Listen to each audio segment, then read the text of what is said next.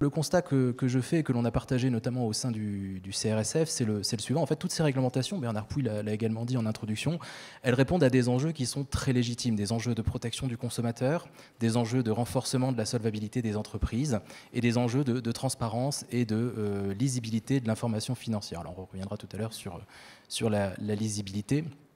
Et cela, qu'on soit sur des réglementations nationales, européennes ou même internationales, hein, puisque derrière tout cela, on va retrouver des réglementations qui conduisent à fluidifier, enfin qui essayent en tout cas de fluidifier le marché, notamment le marché de l'assurance des emprunteurs, des réglementations qui renforcent la solvabilité des acteurs. On a évidemment parlé de solvabilité 2 et on va y revenir, et des réglementations, alors je ne sais pas si on peut classer IFRS 17 dans la catégorie des réglementations, mais en tout cas qui visent à promouvoir une information comptable lisible, transparente et comparable, même si je partage complètement le point de Cyril, qui est qu'elle n'y parvient absolument pas.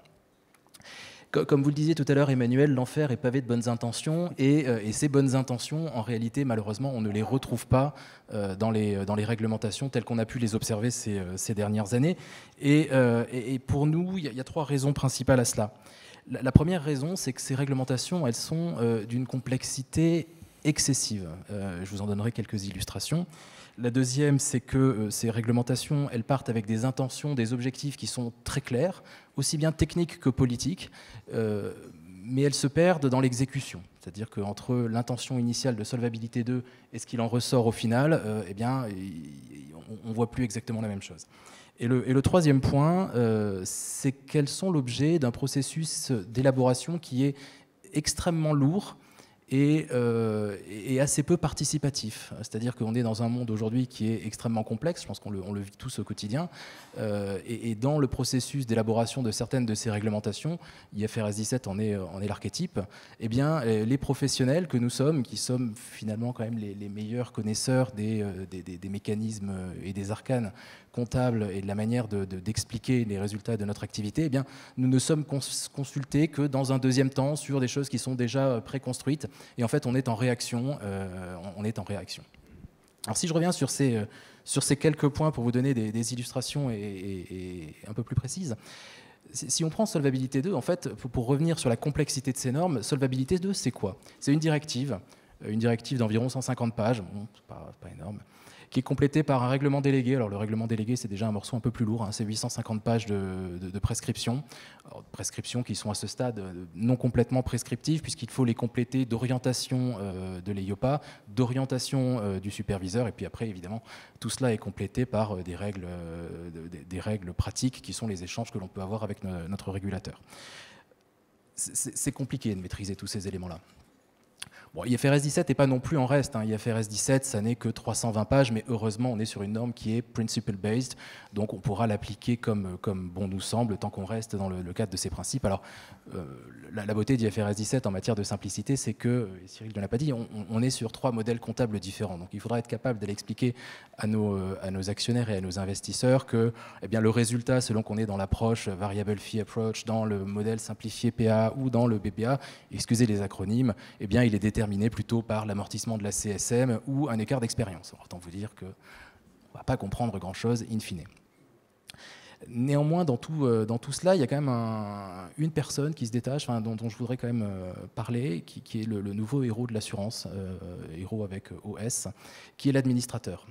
Puisque nos organismes, et en particulier les organismes mutualistes, qu'on est un certain nombre autour de cette assemblée à représenter, eh bien, ils sont administrés par des personnes physiques à qui on va demander, et c'est extrêmement légitime, d'être fit and proper, honorable et compétent, et de valider un certain nombre de choses dans les conseils auxquels ils participent. Alors évidemment, de maîtriser les normes. Alors vous allez me dire, on les forme pour cela, mais au vu de la volumétrie, de la densité et de la complexité de ces normes, je ne reviendrai pas sur la complexité des calculs qui était évoquée tout à l'heure pour le calcul des ratios prudentiels, mais voilà, il faut qu'ils aient quand même une connaissance de tous ces normes. On leur fait valider des politiques.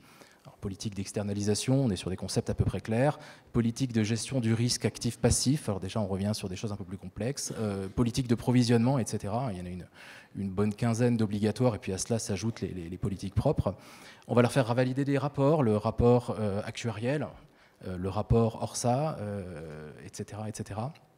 Évidemment, on va leur faire valider les rapports sur l'information financière dans le cadre de Solvabilité 2. Donc, autant dire que pour être compétent et être administrateur d'une société d'assurance, il faudra sans doute bientôt être soit actuaire, soit agrégé de mathématiques, ce qui est quand même un paradoxe assez fort. La conséquence de cela, elle est, c'est au-delà de la plaisanterie, elle est quand même préoccupante, puisque on voit bien que c'est très compliqué d'appréhender la complexité de toutes ces normes. Enfin, j'ai commencé à travailler dans le secteur de l'assurance il y a une quinzaine d'années, d'ailleurs sous la supervision respective de Florence et Cyril ici présents. Et à l'époque, on avait un outil qui était qu'on pouvait à peu près appréhender, c'était le code des assurances. C'est quelques pages, hein, le code des assurances, c'est pas le code des impôts, heureusement, et il existe toujours.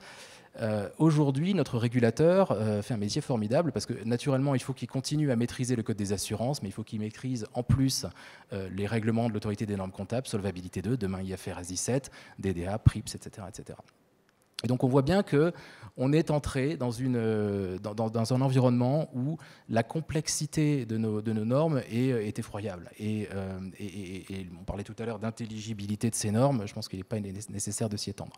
La conséquence, malheureusement, c'est une probable perte d'efficacité de ces réglementations et le fait qu'elles ne vont pas atteindre l'objectif qu'elles se sont fixées initialement.